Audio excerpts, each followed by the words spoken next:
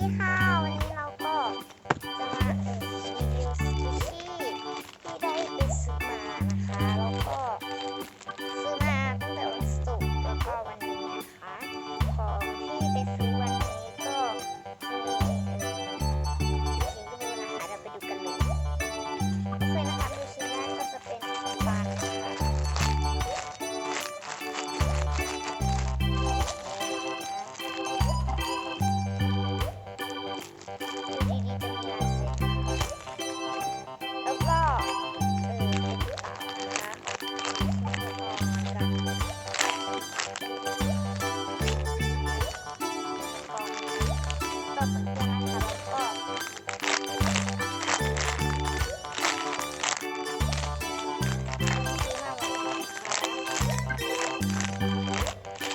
แล้วก็ซื้อมาวันนี้สองอันเนี้ยซื้อมาเอ้ยไม่ใช่